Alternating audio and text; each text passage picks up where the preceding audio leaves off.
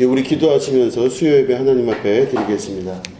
살아계시고 지금도 우리와 함께 하시는 여호와 우리의 아버지, 우리가 수요일 주님 전에 나와 함께 말씀을 대면합니다. 말씀이신 주님, 이 시간 우리에게 말씀하여 주시고 성령 하나님의 놀라우신 우리를 향하신 계획하심과 뜻하심을 깨달아 알 수 있는 주님의 영적인 지혜를 얻는 시간 되게 하여 주시옵소서. 감사드리며 예수님의 이름으로 기도드립니다. 아멘. 우리 하나님 말씀 함께 보시겠습니다. 사도행전 15장 15절부터 21절에 있는 말씀입니다.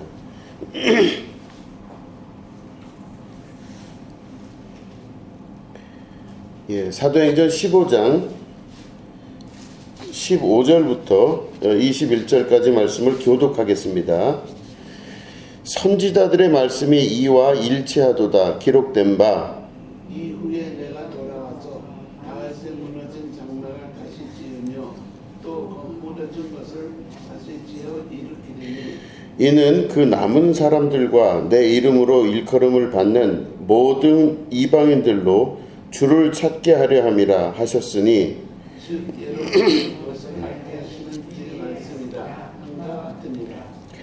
그러므로 내 의견에는 이방인 중에서 하나님께로 돌아오는 자들을 괴롭게 하지 말고 다만 우상의 더러운 것과 음행과 몸에나 줄인 것과 피를 보이게 하라고 편지한 것이 옳으니 이는 예로부터 각 성에서 모세를 전하는 자가 있어 안식일마다 회당에서 그 글을 읽음이라 하더라. 아멘. 오늘은 편지한 것이 옳으니 라는 제목 가지고 함께 말씀을 나누도록 하겠습니다.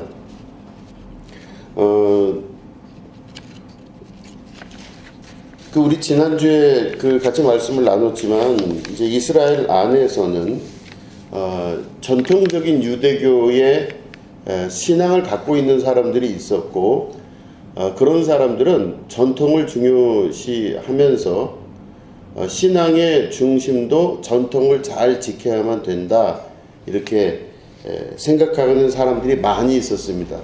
그러니까 자기 전통에서 벗어나지 않는 것이 원칙입니다. 그 중에 대표적인 것이 할례를 받는 것이죠.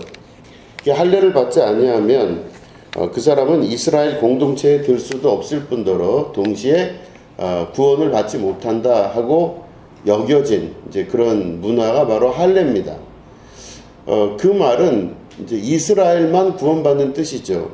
그래서 할례라고 하는 이 행위는 이스라엘 사람들이 가지는 대표적인 자기들의 문화였지 않습니까? 그렇기 때문에 할례를 만약에 받지 못한다 그러면 그 사람은 구원받지 못한다는 뜻이지만 동시에 이스라엘 사람이 아니다 이런 뜻이에요. 이방인들은 할례를 받을 이유가 없었지 않습니까? 그러니까 할례를 받지 않으면 구원받지 못한다. 다른 말로 하면 이스라엘 사람이 아니면 유대인이 아니면 구원받지 못한다. 이런 선민의식에 의하여 이제 이런 문화가 나오게 된 것이죠. 그런데 여기서 우리가 말씀을 여러 번 나눴지만 좋고 나쁨과 선과 악에 대한 모든 게 그 결정을 누가 하셔야 되는 거죠? 하나님이 하셔야 되는 거예요. 모든 것은 누가 한다? 하나님이 하시는 겁니다. 그러니까 우리는 문화적으로 이런 전통을 갖고 있고 우리는 이런 생각을 갖고 있다 하더라도 아주 근본적으로 들어가면 그 좋고 나쁨이 누구에게 있어요? 아버지이신 우리의 하나님께 있다. 이거를 항상 신앙의 기초로 갖고 있어야만 됩니다. 선악과를 먹고 아담과 하와가 에덴 동산에서 나왔죠. 선악을 분별하는 나무의 열매입니다. 선악을 분별한다는 것은 선과 악에 대해서 분별하는 그 기준을 그 열매를 먹고 아담과 하와가 가져갔다는 뜻이죠. 그전에는 선악의 개념이 누구에게 있어요? 하나님께 있어요.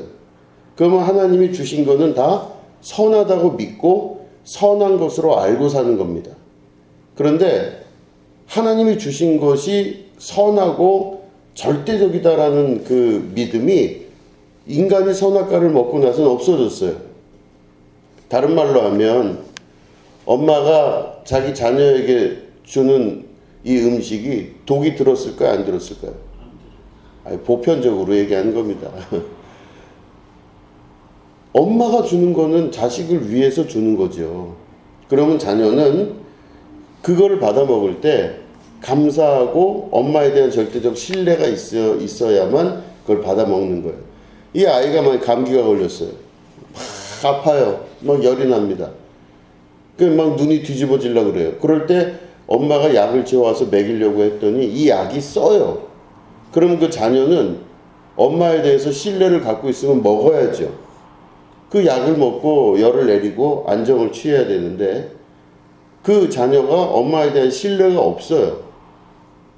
이 엄마가 이 주는 약을 내가 맛을 보았더니 이건 독약이다. 이렇게 생각하면 그 약을 먹을 수가 없죠. 그러니까 다시 말해 지금까지는 잘 자라나온 아이들은 엄마에 대한 신뢰, 아빠에 대한 신뢰가 있어요. 그러면 엄마 아빠가 나를 위해서 주는 것들은 나쁜 게 없다라고 하는 전제. 이게 있어야 가족 안에서도 혹은 그 관계 안에서도 모든 게 다 잘 이루어지는데 시간이 지나면서 이 자녀들이 자기만의 생각을 가지고 자기만의 판단의 결정을 가지고 엄마를 판단하거나 아빠를 판단하기 시작해요. 그럼 이제 분리가 되기 시작합니다. 그건 엄마 생각이고 그건 아빠의 생각일 뿐이고 내 생각은 달라요. 이렇게 되면은 지금까지는 내 자식이었는데 어느 순간 이게 나랑 아주 그냥 독립적으로 각각 서 있네. 이렇게 되는 거죠. 그러니까 다시 말해 부모와의 분리, 엄마와의 결별, 엄마와의 분리 이게 시작되는 게 선악의 판단을 자기 스스로가 하면서부터 나타나는 결과입니다. 그러니까 이거를 성경에서는 선악과라고 비유를 하는 거죠. 죄입니다. 그래서 하나님과 우리 사이가 멀어지게 된 그 원인이 선악과를 먹고 멀어진 거예요. 그래서 죄 가운데 살게 되고 그 사이에 벌어진 그 간격 그거를 누가 메꾸셨냐? 예수님이 그걸 메꾸셨어요. 십자가를 통해서. 그죠? 그래서 하나님이 내 안에 내가 하나님 안에 계신 거잖아요. 그죠? 예수님이 그러셨잖아요. 너희가 내 안에 내 말이 너희 안에 거하면 무엇이든지 구하라 그러셨죠. 그러니까 다시 말해 떨어져 있는 분리되어서 나눠져 있는 두 존재가 하나가 된 사건. 이게 바로 예수님이 오셔서 우리를 위해서 십자가에 달려 죽으신 사건입니다. 그죠? 이게 바로 이제 구원을 이루신 예수님의 역사예요. 그러니까 중요한 건 뭐냐? 선악이 에 대한 판단이 하나님께 있지 않고 나에게 있다라고 하는 생각. 여기서부터 하나님과 결별하기 시작한다는 뜻입니다. 그죠? 그러면 나에게 주신 모든 환경과 역사는 다 누가 주셨다? 하나님이 주셨으면, 그죠? 하나님이 주셨죠? 하나님이 주셨으면 그게 옳은 겁니까? 옳지 않은 겁니까? 옳은 거예요. 내가 오늘 여러 가지 힘든 일을 당했어요. 그래도 그걸 허락하셨다면 그 일은 나쁜 일이 아니에요. 그쵸? 오늘 내가 너무너무 힘들었어, 이 일이. 하나님은 왜 나를 이렇게 어렵게 만드시지? 이렇게 했지만 실제로 내 믿음이 하나님이 이 모든 걸 허락하셨다면 이 모든 건 다 맞다. 아멘. 이렇게 할 수 있죠. 왜냐하면 우리 아버지가 나를 사랑하시기 때문에 사랑하는 자녀에게 주시는 모든 환경은 모든 게 합력하여 선을 이루는 겁니다. 그죠? 모든 것이 합력하여 선을 이룬다. 이거 아시잖아요, 우리가.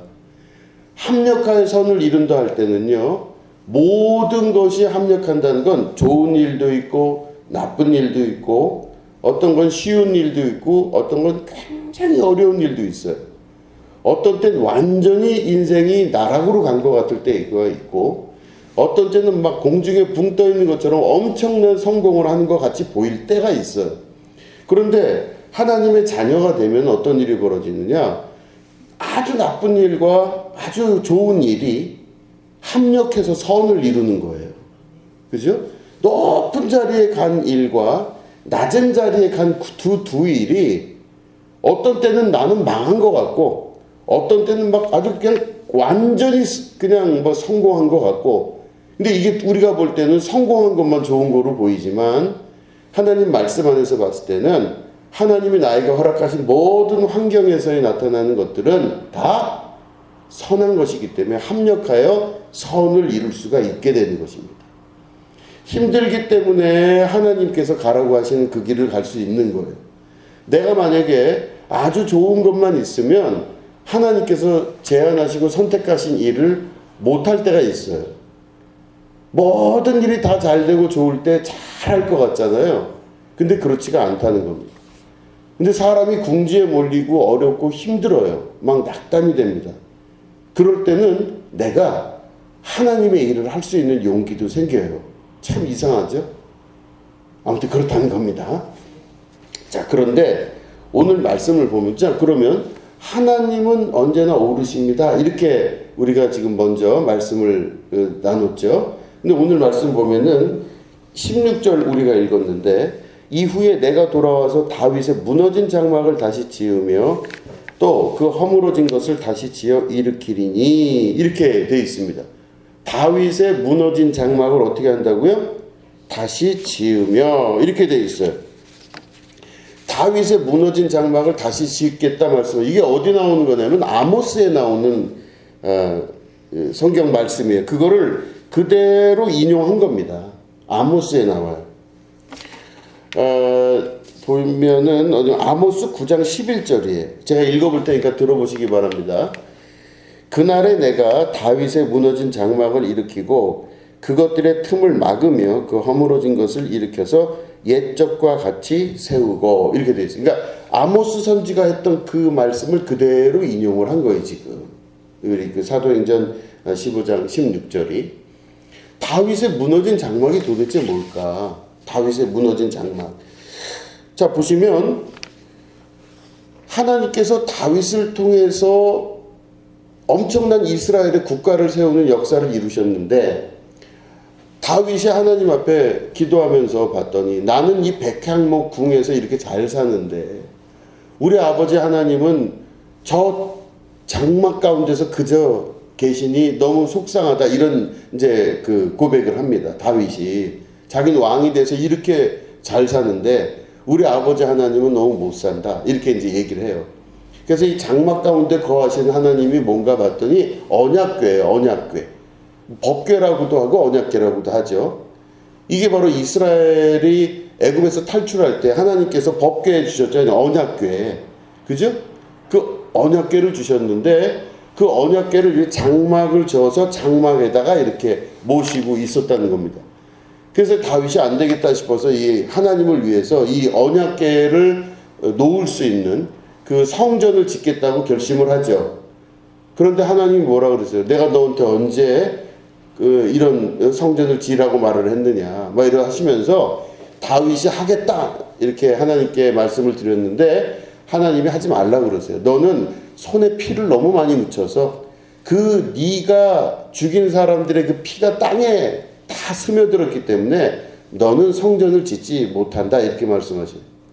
그래서 어떻게 하냐면은 너로부터 태어나는 아들, 그러니까 다시 말해 2대 왕인, 그러니까 3대 왕인 솔로몬을 통해서 성전을 짓게 하겠다, 이렇게 말씀을 하세요. 아버지 다윗이 피를 많이 흘렸기 때문에 넌 안 되고 아들인 솔로몬을 통해서 성전을 짓겠다, 이렇게 하시거든요. 자, 그러면 성전을 이제 솔로몬 통해서 짓게 돼요. 자, 그러면 우리가 생각해 보면 지금은 찾아보지 않겠지만 상식선에서 알 수 있는 게 법궤 안에 뭐가 들어가 있었죠? 그렇죠. 아론의 쌍난 지팡이, 그 다음에 돌판, 그죠?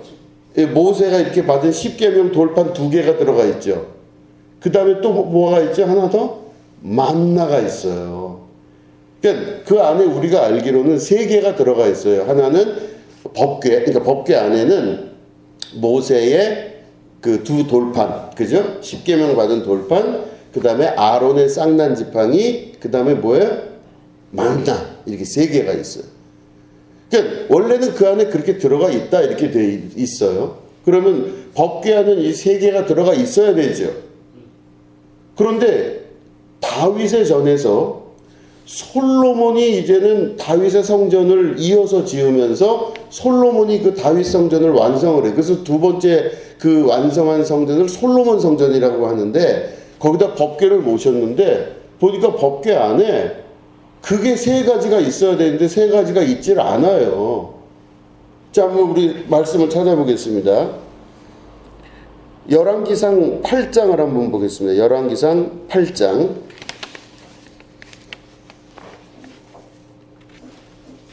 열왕기상 8장 6절부터 9절입니다.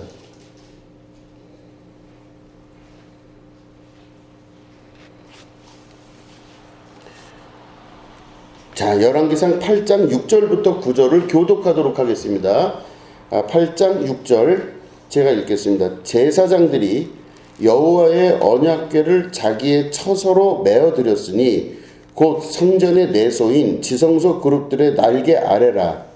그룹들이 그의 처소 위에서 날개를 펴서 궤와 그 채를 덮었는데 채가 길므로 채끝이 내소 앞 성소에서 보이나 밖에서는 보이지 아니하며 그 채는 오늘까지 그곳에 있으며 그 궤 안에는 두 돌판 위에 아무것도 없으니 이것은 이스라엘 자손이 내방에서 나오고 여호와께서 저희와 언약궤를 맺으실 때 모세가 호렙에서 그 안에 넣은 것이더라. 아멘. 우리 마지막에 읽으셨던 그걸 보면 그 궤 안에는 두 돌판 외에 아무것도 없으니 이렇게 돼 있죠.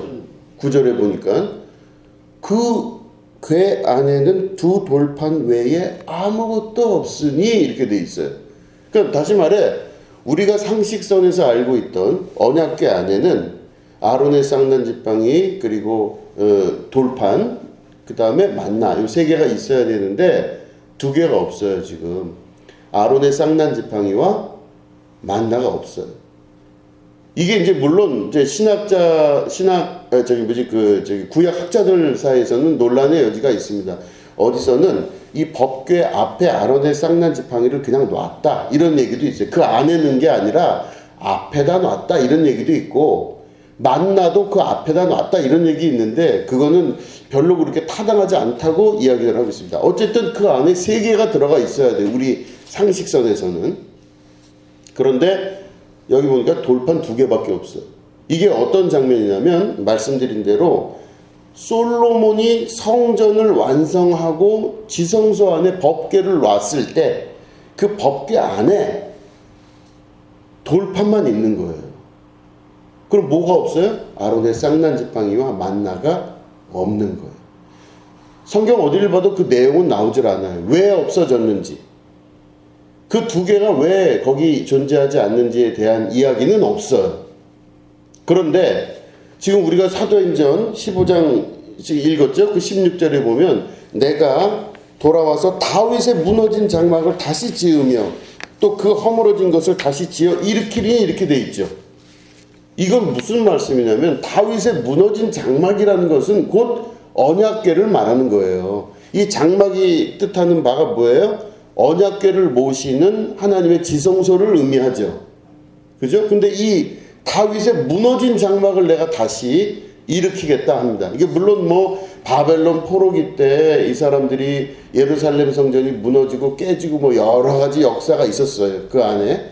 그런데 중요한 건 그런 역사적 자료 뭐 이걸 가지고 다 신학적으로 비교하려는 게 아니라 다윗의 무너진 장막은 뭐냐면 법궤 안에 있었던 세 가지 중에 두 개가 없어졌다는 거예요, 지금.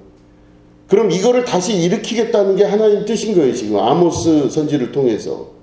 근데 그 약속의 말씀이 사도행전 15장 16절에 그대로 기록되면서 이제는 이 모든 것들이 다시 회복시키고 다윗의 무너진 장막을 일으키겠다 이렇게 말씀하시는 거거든요.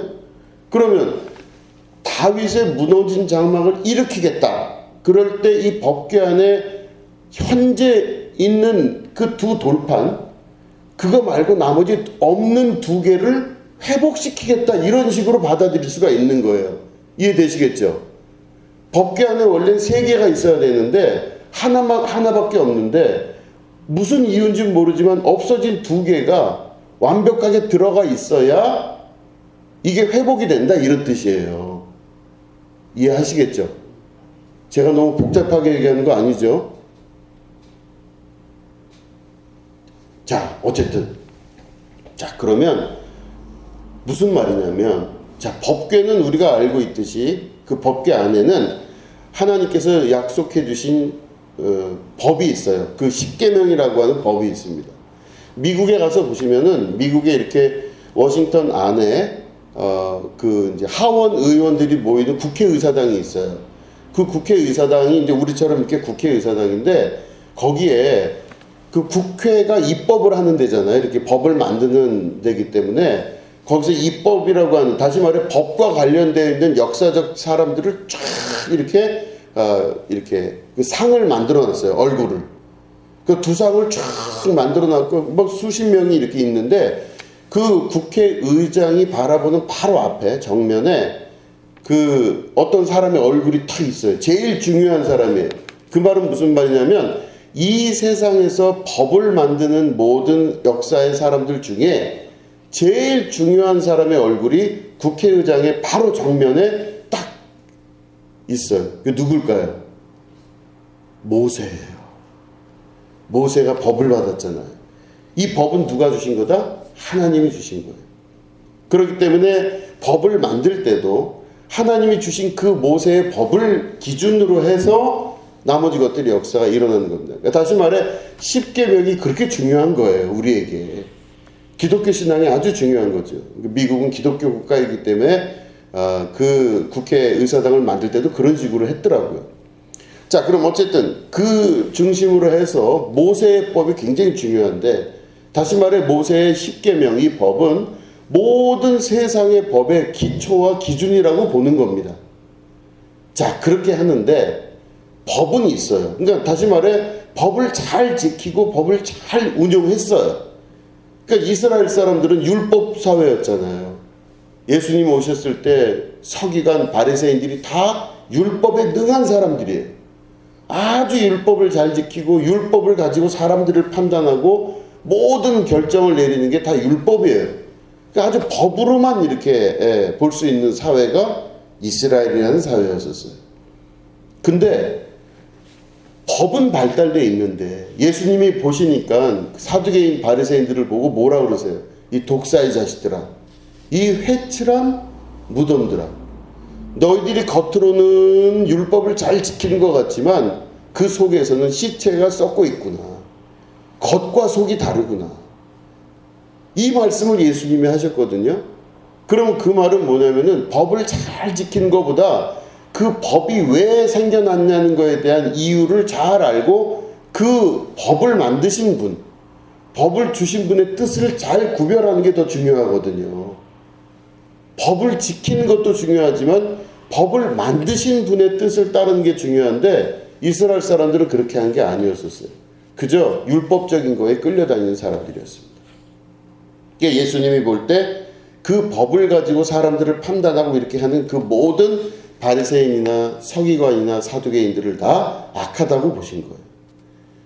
그러면 그게 무슨 말이냐면 지금 법궤 안에 십계명 돌판 2개밖에 없잖아요. 그 법을 잘 지켰잖아요. 근데 나머지 없어진 2개가 지금 뭐예요? 아론의 쌍난 지팡이와 만나예요. 아론의 쌍난 지팡이와 만나를 지금 아모스 선지를 통해서 또 사도행전을 통해서 뭐라고 말씀하는 거예요? 회복시키겠다 그런 뜻이죠. 그러면 뭐가 이제 나타나야 돼요? 아론의 쌍난 지팡이가 나타나야 되고 또 하나는 만나가 나타나야 돼요. 만나부터 이야기를 하자면 사람이 사는데 떡으로만 사는 게 아니라는 거죠. 돈 있다고 사람이 잘 사는 게 아니란 뜻이죠. 다른 거 다 있다고 그걸로 사람이 사는 게 아니라 하나님 입에서 나오시는 말씀을 가지고 살아야 된다는 뜻이에요. 이게 만나입니다. 그러니까 만나는 하나님이 주시는 양식이에요. 그거를 회복해야 돼요. 하나님 말씀으로 사는 사람들의 삶을 살아가야 된다는 겁니다. 말씀 중심의 삶, 하나님 말씀을 들으려고 하는 하나님의 말씀을 듣고 영적인 삶을 결정하려고 하는 이제 그런 만나를 먹고 사는 자의 삶을 살아야 돼. 근데 그 만나가 도대체 뭐냐? 하나님이 하늘에서 내려주신 음식이죠. 양식. 그 양식이 그건 누구예요? 예수님이시잖아요. 내가 주는 내 살은 너에게 주는 빵이요 떡이요. 내 피는 너에게 주는 포도주니라 그러시잖아요. 그죠? 그러니까 예수님의 살과 예수님의 피를 통하여 우리들은 성만찬을 통하여 우리가 예수 그리스도를 먹고 마심으로 내가 그 떡을 먹고 내가 그 피를 마심으로 말미암아 뭐가 돼요? 예수 그리스도가 내 안에 임하시는 거잖아요. 그죠? 떡이 내 안에 들어와서 내 몸속으로 다 들어가잖아요. 그 피가 포도주가 들어와서 내 모든 혈관 속에 흘러 들어갑니다. 그러면 결국에는 그 포도주와 그 떡을 먹음이 곧 예수님이 내 안에 오셔서 내가 너희 안에 너희가 내 안에 너희가 나를 먹음으로 말미암아 곧 너희가 내가 되었다. 너는 곧 나고 내가 곧 너다 이 뜻이죠. 이게 바로 그리스도께서 우리에게 주시는 거룩한 음성이라고 하는 것입니다. 그래서 성만찬이 그렇게 의미가 있는 거예요. 그걸 기념하는 거죠. 그래서 만나는 바로 뭐냐? 하늘이 주시는 그 하나님께서 주시는 양식으로 사는 거예요. 그럼 예수님이 이건 내 살과 내 피다 그랬는데 그럼 내 살과 피를 그 당시 예수님 시대만 하더라도 살과 피를 먹는 사람이라는 소문들이 돌아서 예수 믿는 사람들이 식인종이라는 소문이 돌았대요. 진짜로. 그래서 예수 믿는 사람들이 돌아다니면서 어린애들을 잡아다가 살과 피를 뜯어먹는다 뭐 이런 소문도 돌았대요. 그 정도로 사람들은 그걸 진짜 살과 피로 오해하고 있지만 실제로는 뭐예요? 말씀이에요. 예수님은 곧 말씀이십니다. 태초에 말씀이 계시니라 말씀이 하나님과 함께 계셨고 그죠? 그 말씀이 이 땅에 오심에 우리가 그를 영접하지 않았다 이렇게 돼 있잖아요. 요한복음에. 그러니까 결국에는 예수님의 말씀을 먹고 마심으로 말미암아 내가 말씀이 내 안에 동화되어서 사랑하는 자의 삶을 사는 것 이게 바로 말씀으로 회복하시는 다윗의 장막을 회복하는 첫 번째 일이라고 하는 겁니다. 이게 바로 만나예요. 만나의 회복이죠. 그 말씀이 있지 않고는 안 돼요. 말씀은 곧 아무 말이 아니라 예수 그리스도 자신입니다. 그죠? 이게 바로 말씀이에요. 자, 두 번째 뭐죠? 아론의 쌍난 지팡이에요. 아론의 쌍난 지팡이는 어떻게 나온 거냐면 이제 모세가 이제 사람들을 이끌잖아요. 이끌고 가는데 지금 모세는 이제 소위 말해 정치적인 이 모든 그 구조를 만들었어요. 이 광야로 나오면서 사람들을 이렇게 지배하고 다스리고 통치하는 그 역할을 맡았어요. 그러면 아론, 그 형 아론은 뭘 했느냐? 하나님 앞에 제사를 드리는 그 거룩한 일을 맡았어요. 아무튼 그래서 모세와 아론이 이 전체 이스라엘을 이끄는 사람들이 됐는데 고라 자손이 나타나요. 고라라고 하는 그 족속의 자손들이 반기를 들고 쿠데타를 일으켜요. 나 모세 신뢰 못하겠다 이거예요. 당신이 뭐길래 지금 우리를 이끄냐 이거죠. 근데 이 사람이 모세를 직접적으로 공격하지 않고 누구부터 공격을 하냐면 아론부터 공격을 해요. 아니 모세는 그렇다 치고 아론 당신은 무슨 근거로 당신이 우리들에게 하나님의 말씀을 전하고 예배를 드리게 하는 일을 왜 당신이 하느냐 이렇게 얘기를 해요. 고라 자손들이.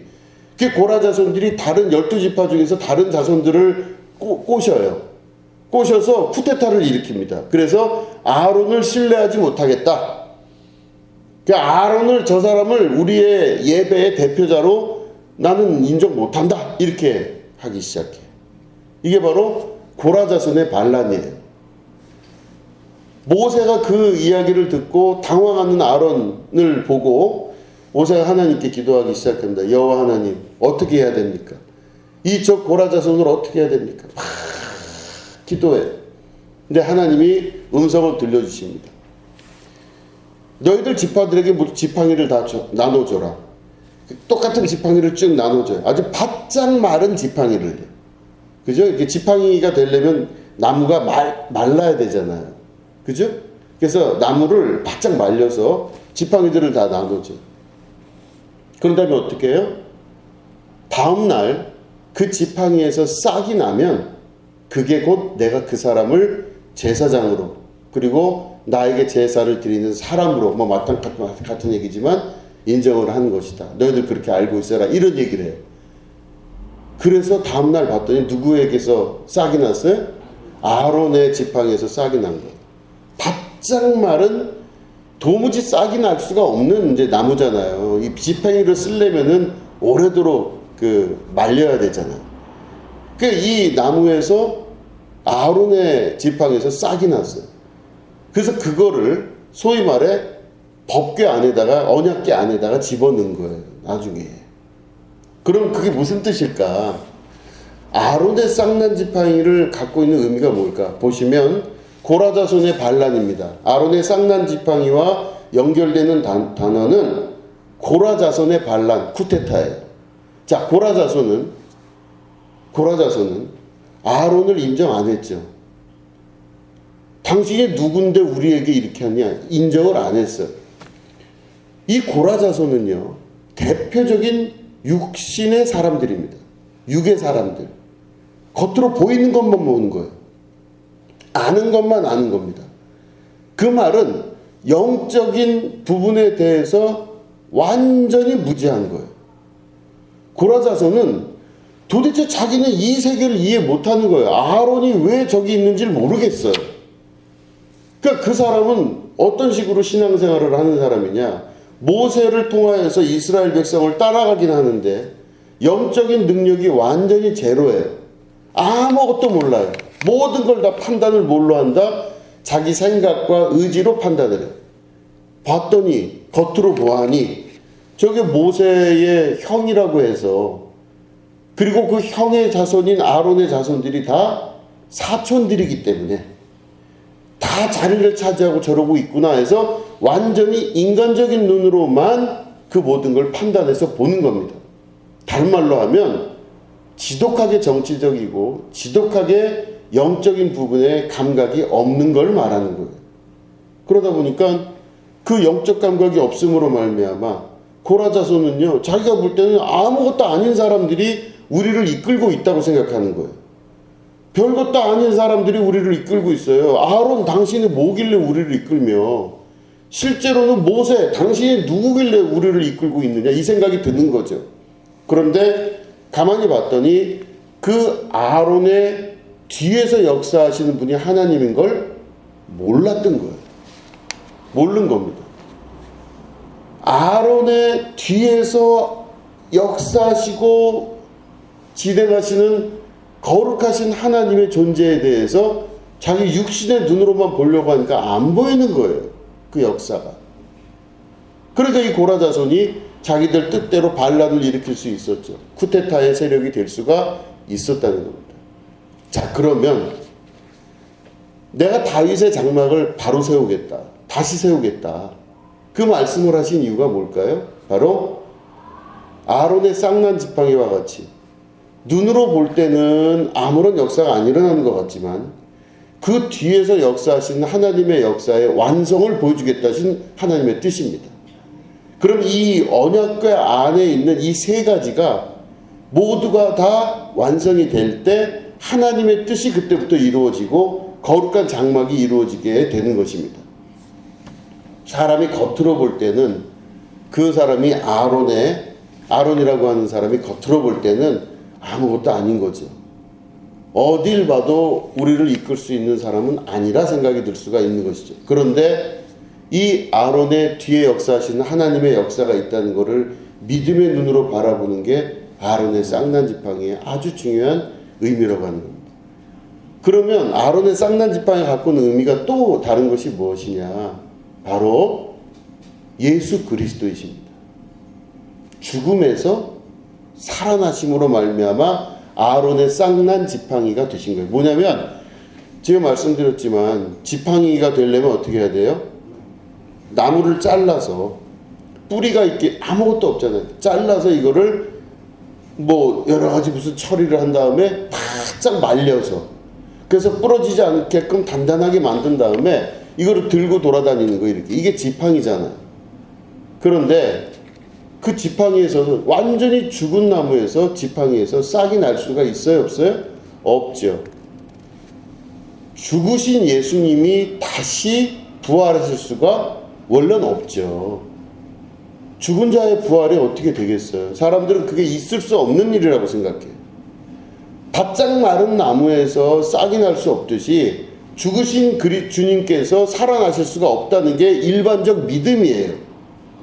그러니까 하나님께서 약속을 하셨을 때 모든 바짝 마른 지팡이들을 주시면서 그 중에서 싹이 난다면 그 사람을 내가 택했다. 그 말씀을 하실 때는 사람들이 이런 황당한 경우가 어디 있겠나 생각했을 겁니다. 여기서 싹이 날 수가 없죠. 살아 있어야 싹이 나는 거죠. 뿌리가 있거나 물을 빨아들여서 지가 날 수 있어야 되는데 이거는 마른 지팡이는 도무지 그렇게 될 수가 없는 겁니다. 그래서 아론의 쌍난 지팡이는 누구를 의미하느냐? 예수 그리스도를 의미하는 거예요. 그죠? 죽었다가 살아나신 분.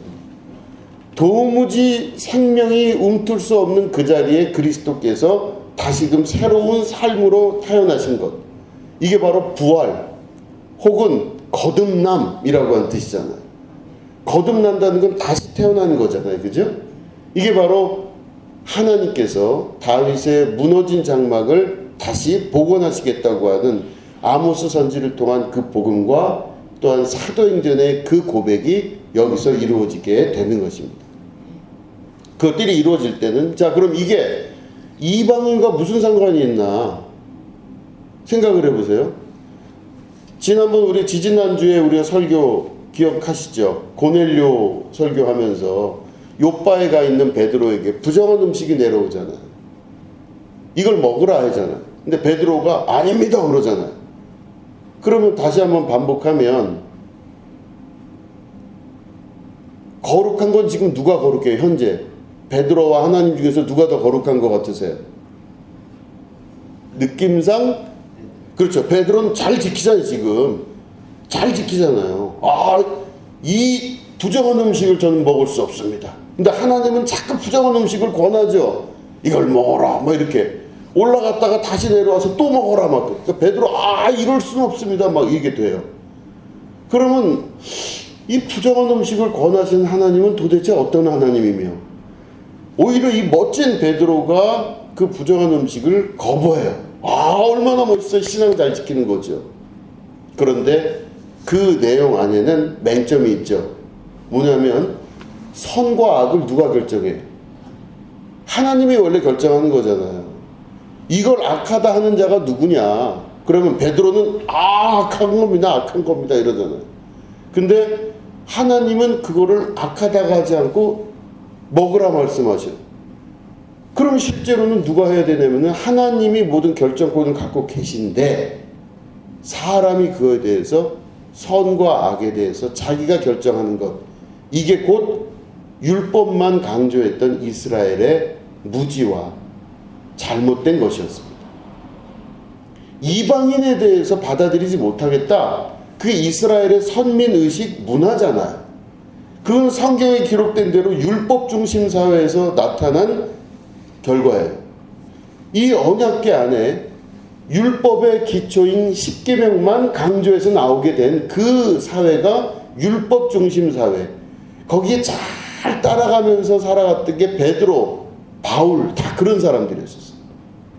그런데 보니까 어떻게 해요? 하나님이 그거를 악하다고 하는 건 네가 하는 게 아니고 내가 하는 거다. 선과 악은 누가 결정한다? 내가 결정한다. 그렇기 때문에 율법보다 더 중요한 건 하나님의 뜻이에요. 그죠? 하나님의 말씀, 하나님의 뜻, 하나님의 의지가 더 중요한 겁니다. 이방인들에 대해서 열질 못하겠다 마음을, 그거는 우리가 갖고 있는 율법적인 습관일 뿐입니다. 그걸 무너뜨리고 내려놓고 거듭남의 역사를 통해서 하나님의 하나님의 모든 결정을 받아들일 수 있을 때 이게 모든 게 완성이 되는 거예요. 그럼 다윗의 장막이 그로 인해 완성이 되는 겁니다. 그죠? 자, 첫 번째 뭐예요? 율법을 잘 지켜 행하고, 그죠? 두 번째 뭐죠? 아론의 쌍난 지팡이. 모든 선과 악의 중심이 누구 거다? 하나님 거다. 겉으로 보는 게 아니라 속 사람을 봐야 된다. 세 번째 뭐죠? 만나죠. 만나는 바로 뭐예요? 말씀으로 살아야 된다. 사람이 돈 벌고 살고 먹고 사는 거가 전부인 줄 알지만 그게 아니라 하나님 입에서 나오는 말씀으로 살아야 된다. 그 말씀은 곧 예수 그리스도 자신이시다. 그죠? 내 살과 내 피를 먹지 아니하면 결단코 구원을 받지 못한다 말씀하셨어요. 그는 그 피와 살을 먹는다는 진짜 의미는 예수님이 내 안에 들어오셔서 내가 그를 먹을 때 들어오셔서 내 안에 양약이 되고 피가 되고 살이 돼서 예수님이 곧 내 안에 계신다는 뜻이죠. 그죠? 내가 예수님의 살과 피를 먹음으로 내 안에 예수님이 계신 거예요 지금. 그죠? 내 말이 너희 안에 너희가 내 안에 거하면. 그러니까 내 말이라 그랬잖아. 그건 바로 뭐냐? 살과 피가 의미하는 바가 단순히 그 살과 피만을 의미하는 게 아니라 예수님의 말씀을 의미하는 겁니다. 자, 그럼 말씀대로 살고 모든 선과 악은 하나님께 있습니다. 우리는 판단 내리지 않겠습니다. 아론의 쌍난 지팡이를 통해서 겉으로 보여지는 걸로 판단하지 않겠습니다. 모든 건 다 하나님께서 주신 거니까 선하고 가장 고결합니다. 이걸 고백하고 그 다음에 율법을 그걸 통해 완성하는 것. 이럴 때 예수님이 오셔서 무너진 장막인 다윗의 장막을 완성하시고 온전하게 하신 역사가 이루어지게 되었다는 겁니다. 여러분, 그럼 우리가 생활에서 어떻게 적용해 볼 수 있을까요? 우리 삶에서 보면 여러 가지 눈으로 보이는 거를 보이는 대로 믿지 마셔야 되겠죠. 그죠? 보이는 대로 이렇게 보면은 어떤 땐 속상하고 어떤 땐 기분 좋고 어떤 땐 대단한 것 같고 어떤 때는 쫄딱 망한 것 같고 어떤 땐 뭔가 좀 되는 것 같고 어떤 땐 완전히 안 되는 것 같고 이러니 저러니 눈앞에 보이는 현실들이 있는데 눈앞에 보이는 거를 눈앞에 보이는 걸로만 보는 건 안 되죠. 그 이후에 그 뒤에서 역사하시는 하나님을 볼 수 있어야 돼요. 이게 아론의 쌍난 지팡이의 비유죠. 그죠? 그러면 현재 내가 느끼고 있고 생각하고 있고 보여지고 있는 걸 믿는 게 아니라 말씀 안에서 나를 사랑하시고 나를 오늘도 이끌어 가시는 하나님을 알고 보는 것. 이게 우리 안에 생활이 될 때 두 번째 역사가 이루어지게 되는 거예요. 그죠? 아론의 쌍난 지팡이가. 그러면 내가 오늘도 어려운 일을 겪을 때 난 너무 괴로워. 하나님이 나를 버리셨나 봐. 이렇게 해야 될까요? 아니에요. 이 모든 것을 허락하셨다면 아멘. 이걸 통하여서 합력하여 선을 이루는 기쁨이 있게 될 겁니다. 하나님 감사합니다. 나니까 이런 경험을 하죠. 그죠? 나 정도 되니까 이런 경험을 하는 겁니다. 대단한 경험하는 거예요. 아무나 하는 게 아니거든요. 이 고난과 이 고초와 이 어려움이 아무나 하는 게 아니라고요. 그럼 내가 그거를 감당해내면서 갈 때 아멘 감사합니다. 나를 더 크게 쓰시고 합력하여 선을 이루시는 하나님의 역사를 제가 믿겠습니다. 감사합니다. 할 수 있죠. 아론의 쌍난 지팡이의 두 번째 완성분 이해하시겠죠? 세 번째 뭐라고요? 만나예요. 만나는 이제부터 우리가 살 때 누구 얘기 듣고 행복할 필요 없어요. 누가 나를 위로했다. 누가 나를 어떻게 해서 도와주고 위로하고 그걸로 살 것 같은데 영원하지가 않아요. 우리는 어떻게 살아야 되냐? 예수님 말씀으로 살아야 돼요. 그죠? 내가 너와 함께 하겠다. 내가 너희를 위하여 처소를 예비하러 가겠다. 아무것도 염려하지 말라. 오늘 걱정은 오늘 걱정은 오늘에 족하고 내일 걱정은 내일에게 맡겨라. 드레핀 백합화를 보라. 이런 말씀하시는 걸 들을 때 그 말씀이 내 안에서 양약이 되고 내 안에 그게 기초가 되면요. 믿음으로 그 말씀을 통해서 이 세상을 살아나갈 수가 있게 되는 것입니다. 육신의 정욕과 육신의 안목을 이길 힘은 예수 그리스도의 말씀이십니다. 그러니까 말씀이신 주님이 만나로서 내 안에 작용할 때 내가 능히 세상을 이길 수가 있는 거죠. 이게 완성이 될 때 우리 하나님께서 모든 것들을 다 다윗의 장막을 다시 회복시키시겠다는 것들이 이루어지게 됩니다. 이방인들이 나쁘다? 아니에요. 이방인들이 나쁘고 좋은 건 나한테 있는 게 아니라 하나님이 결정하시면 다 되는 거예요. 이방인들이 좋고 나쁨도 그들의 구원도 다 누구에게 있다? 하나님께 있어요. 나의 느낌과 감정에 있지 않다는 것입니다. 그렇기 때문에 하나님 모든 게 다 주님 안에 있습니다. 모든 게 다 하나님 겁니다. 그렇기 때문에 하나님 나에게 모든 부분에 대해서 허락하시고, 내가 하나님 말씀하시는, 하나님 허락하시는 모든 환경에 대해서 선입견 갖지 않고 주님 뜻대로 살기로 제가 하니, 주님 뜻대로 살기로 하니, 주님 제가 다른 뜻 이제 찾지 않고 주님 뜻대로 살게 도와주시고, 성령 하나님 저를 인도하여 주시옵소서. 따라가겠습니다. 이렇게 주님께 기도할 수 있는 여러분 되시길 축원합니다. 그 역사가 이루어질 때 우리 안에 온전한 하나님의 나라가 이루어지게 되고, 무너진 다윗의 장막이 새롭게 되는 축복의 은혜가 있게 되는 것이죠. 예, 그 축복이 여러분과 함께 하기를 주님의 이름으로 축원합니다. 예, 기도하겠습니다.